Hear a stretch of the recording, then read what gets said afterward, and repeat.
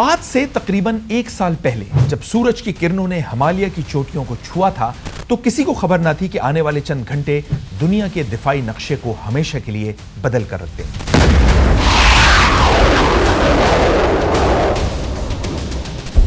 جہاں دن کا آغاز اللہ اکبر کی آواز سے ہو،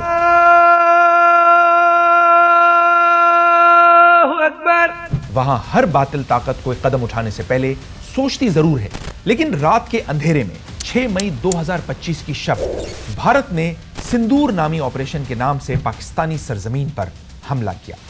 جواب آنا یقینی تھا، جو آیا اور ایسا جس کی توقع شاید دشمن کے خواب میں بھی نہ۔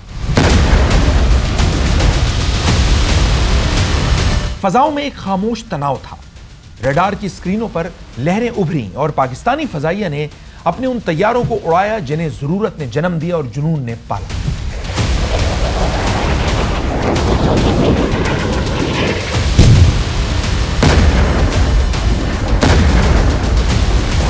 وہ کہتے ہیں نا کہ غرور سچائی دیکھنے سے روک دیتا ہے۔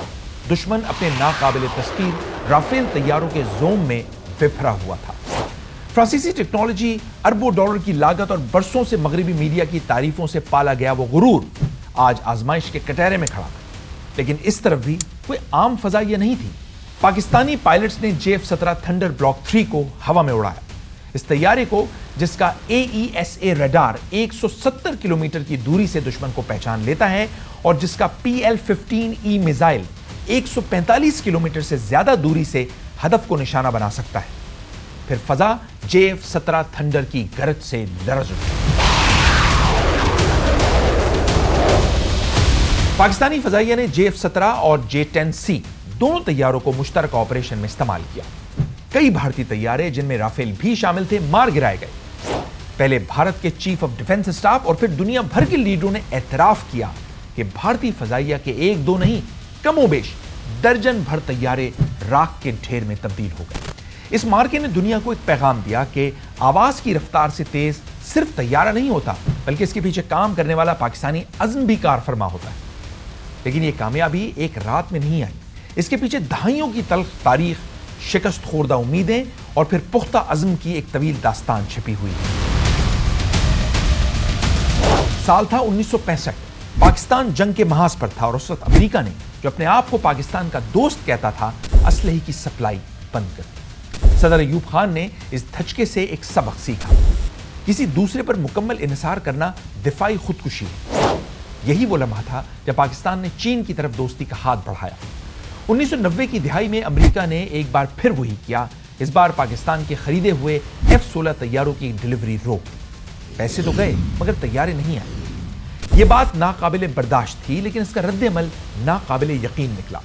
پاکستانی انجینئرز اور چینی ماہرین نے مل کر فیصلہ کیا کہ اب ہم اپنا طیارہ خود بنائیں۔ اس منصوبے کا نام رکھا گیا سپر 7، جو بعد میں FC-1 اور پھر پوری دنیا نے جسے جانا JF-17 تھنڈر کے نام سے۔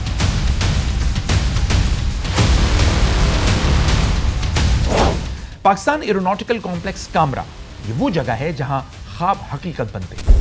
یہاں جدید ترین CNC مشینیں ہیں، کمپیوٹرائز نگرانی کا نظام ہے اور ہزاروں پاکستانی انجینئرز اور ٹیکنیشینز ہیں جنہوں نے عالمی معیار کا کام کرنے کی قسم کھا رکھی ہے۔ 2003 میں اس طیارے نے پہلی بار فضا میں پرواز کی۔ 2007 میں پہلی پروڈکشن یونٹ پاکستان پہنچی اور 2010 میں JF-17 تھنڈر کے اسکواڈرنز باقاعدہ پاکستان کی فضائی حدود کے محافظ بنے۔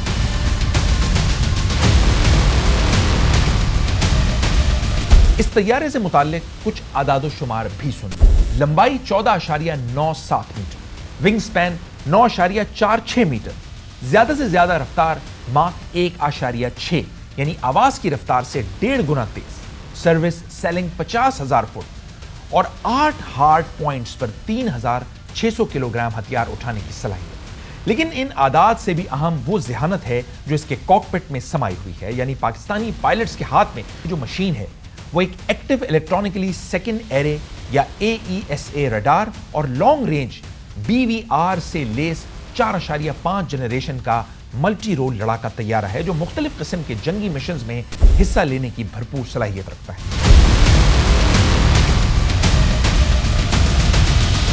بلاک 3 سے مراد وہ ورژن ہے جس نے تاریخ بدلی۔ اس کا KLJ-7A active phased array radar back وقت 15 اہداف کو ٹریک کر سکتا ہے اور 4 کو بیک وقت نشانہ بنا سکتا ہے۔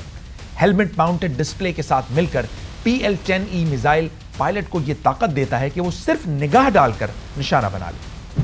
اور یہ طیارہ صرف نمائش کے لیے نہیں بنا۔ 27 فروری 2019 کو آپریشن سوئفٹ ریٹارٹ میں JF-17 نے براہ راست حصہ لیا۔ بھارت نے ایک دن پہلے بالاکوٹ پر حملہ کیا تھا، پاکستان نے اگلے دن جواب دیا۔ اس مارکے میں بھارت کا ایک MiG-21 بائسن مار گرایا گیا اور اس کے پائلٹ ونگ کمانڈر ابھی نندن کو پاکستانی افواج نے گرفتار کر کے بعد میں خیر سگالی کے طور پر بھارت واپس بھیج دیا۔ جنگی جنون کے مقابلے میں پاکستان نے جذبہ خیر سگالی کے تحت بھارتی پائلٹ کو رہا کر دیا ہے۔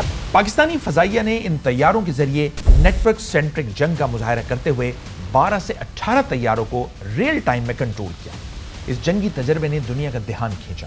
میانمار اور نائجیریا پہلے ہی JF-17 کے آپریٹرز بن چکے تھے، لیکن پھر آیا وہ معاہدہ جس نے سب کو چونکا دیا۔ فروری 2024 میں آذربائیجان نے JF-17 بلاک 3 کے لیے $1.6 ارب کا ابتدائی معاہدہ کیا۔ جون 2025 میں یہ بڑھ کر 40 طیاروں اور $4.6 ارب کا ہو گیا۔ پاکستان کی تاریخ کا سب سے بڑا دفاعی برآمدی معاہدہ۔ نومبر 2025 میں آذربائیجان کے یوم فتح پریڈ میں 5 JF-17 نے فضا میں پرواز کی۔ آذری پائلٹوں کے ہاتھوں میں اس پاکستانی شاہین کی باغ تھی۔ اسی دوران بنگلہ دیش، عراق اور انڈونیشیا بھی اس طیارے میں گہری دلچسپی ظاہر کر چکے ہیں۔ دنیا یہ سوال کر رہی ہے کہ آخر ایسا کیوں؟ جواب سادہ ہے لیکن گہرا بھی۔ JF-17 کی قیمت ایک رافیل کے مقابلے میں کہیں زیادہ قابل رسائی ہے۔ امریکی یا یورپی طیاروں کی طرح اس پر سیاسی پابندیاں نہیں ہیں۔ پرزے مانگو تو ملتے ہیں، ٹیکنالوجی ٹرانسفر کا آپشن موجود ہے۔ یہ ان ممالک کے لیے ایک نعمت ہے جو مغربی سپلائی چین کی سیاسی پیچیدگیوں سے تھک چکے ہیں۔ اور مئی 2025 نے ثابت کر دیا کہ یہ طیارہ نہ صرف کاغذ پر بہترین ہے بلکہ آسمان پر۔ آج JF-17 تھنڈر صرف ایک جنگی طیارہ نہیں، یہ پاکستان کی خود انحصاری کی علامت ہے۔